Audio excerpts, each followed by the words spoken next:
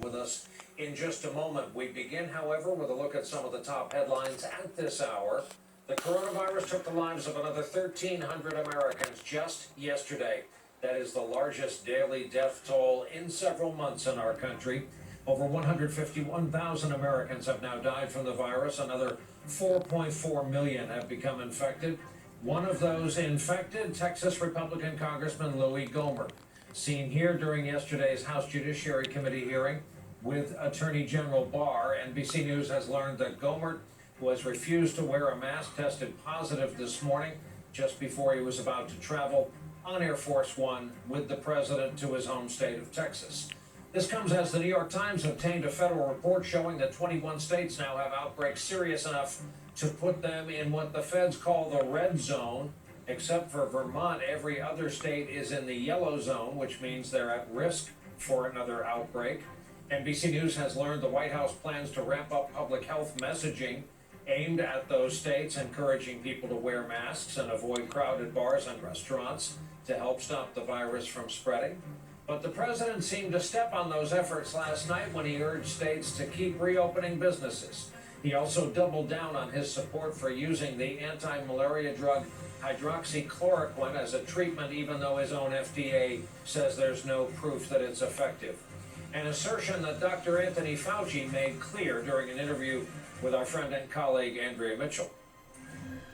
If you look at the scientific data and the evidence, and the scientific data, the cumulative data on trials, clinical trials that were valid, namely clinical trials that were randomized and controlled in the proper way, all of those trials show consistently that hydroxychloroquine is not effective in the treatment of coronavirus disease or COVID-19. There are also mixed messages about the standoff between protesters and federal law enforcement officers in Portland, the camouflaged, militarized variety.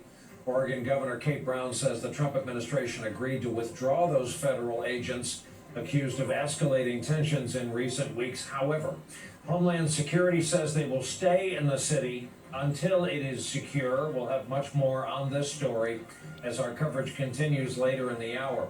But the president is providing some clarity about an issue that has dogged him for several weeks now. New York Times was the first to report just over a month ago that the U.S. had intelligence that Russia offered bounties to Taliban-linked militants to kill our troops in Afghanistan. Axios national political reporter Jonathan Swan asked the president during an interview scheduled to air in full next week if he brought up the issue in his phone call last week with Russia's Putin. You know, that was a phone call to discuss other things, and frankly, that's an issue that many people said was fake news. Who said it was a false? I think a lot of people, if you look at some of the wonderful folks from the Bush administration, some of them, not any friends of mine, were saying that it's a fake issue. But a lot of people said it's a fake issue. We had a call talking about nuclear proliferation, which is a very big subject, where they would like to do something and so would I. We discussed numerous things. We did not discuss that, no. Thankfully, our friend Nicole Wallace has joined us prior to today's broadcast of Deadline White House. Nicole, we're beyond saying the quiet part out loud. This is more of a confirmation of many people's worst fears. You know, I was thinking, I always try to think of something when I get to listen to the headlines as you summarize them for us. And I was thinking that maybe we've erred in even applying the conventions like fact-checking to Donald Trump, because the primary message is almost always a lie. And the facts, if there are any, that's what slips out. And hats off to Jonathan Swan, who very respectfully went at this president and very much like Chris Wallace revealed new information. So this election will, I think, challenge even Trump's own base, if they want to vote for him again, to consider new information, such as his indifference to intelligence deemed credible enough to put in his PDB about Russian bounties on the heads of American soldiers. And just in the nick of time, joining our conversation, two very good friends, the aforementioned Axios national political reporter Jonathan Swan, who conducted interview with the president and Frank Figliuzzi, former FBI Assistant Director for Counterintelligence and an MSNBC National Security Analyst. John, this one, I know you're humble, so I'm just going to say congratulations and then move on to a question, but you really did get the president in his own words to acknowledge that he doesn't accept as truth the contents of his PDB. Well, thank you both. I appreciate it. To me, there are a few things that stood out in that exchange, and I hope people can watch the full exchange and the full interview on Monday on HBO. But the thing that really struck me was it would be reasonable and also defensible for the president to say, look, this intelligence was in my written brief. There is some dissent within the intelligence community about it.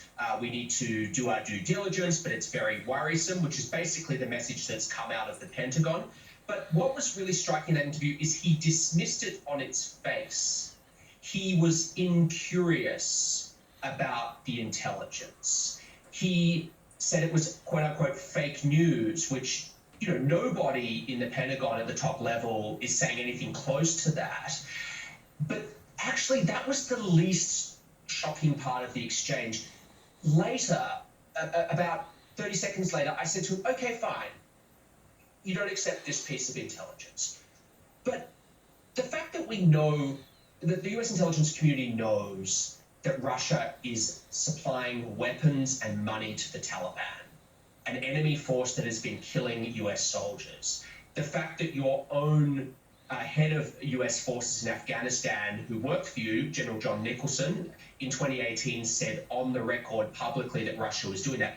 Isn't that enough of a basis to confront Vladimir Putin about the deaths of US service members?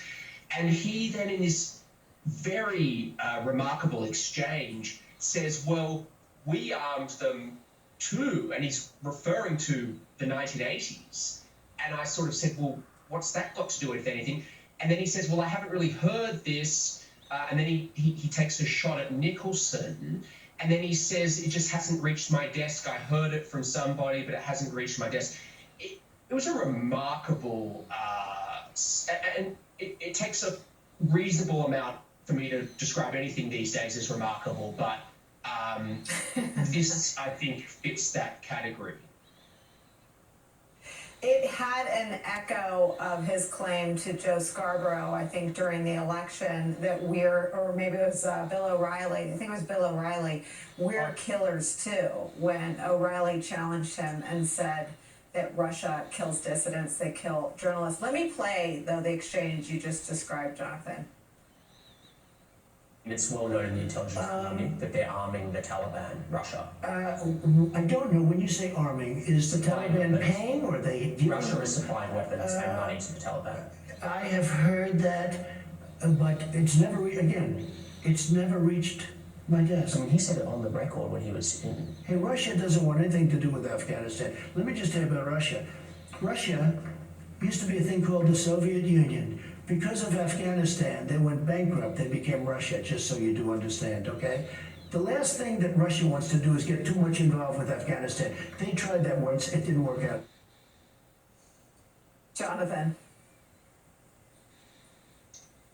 The phrase, it didn't reach my desk, I actually didn't understand. It didn't compute, because I'm not sure what else you need apart from your top military officer in Afghanistan saying publicly that this was happening. So I don't know, I mean, does that reach the desk? I was sort of flummoxed in that moment. I didn't actually really know what to say, but that was genuine surprise that you see register there. What do you hear? Well, listen, there's every evidence that the president essentially lied to Jonathan. So kudos to Jonathan for asking the hard questions. But when he says that this intel hasn't reached his desk, that fake news is what's behind the bounty intelligence, he is lying to Jonathan, and he's lying to the American public. There is no reasonably legitimate reason for this president to continue to protect Russia. There's no legitimacy to it. If, as I've heard on another network, this is some kind of masterful business deal that he's working on nuclear strategy with Russia, then he apparently has switched from taking hydroxychloroquine to hallucinogenic mushrooms. The Russians are not going to dismantle their nuclear program in any way, shape, or form because President Trump is being nice to them. Just as North Korea hasn't done a thing to dismantle their nuclear program because President Trump is in love with North Korea. It's not going to happen. That's the good side of the spectrum of possibilities. The more sinister part of the spectrum is that we have a president who is joined at the hip with Russia in some kind of deal making that he doesn't want exposed, that he doesn't want us to know about. And we're heading into an election where all he wants us to do is focus on China and not look at Russia at all. And what essentially is happening here, Nicole, is over the tenure of this president, he has given what property lawyers would call squatters' rights, adverse possession, an easement is what happens when you let someone use you repeatedly and trespass repeatedly on your rights. They now have something called an easement on you. And he's given Putin squatters' rights on the United States as we head into an election. Jonathan Swan, it's probably useful to ask you to reset our viewers who are watching about the modern history of the Republican Party. They used to be tough on Russia. That used to be their stock in trade until just a couple of years ago when they realized the gruesome threat of getting tweeted about by this president and decided to become his party.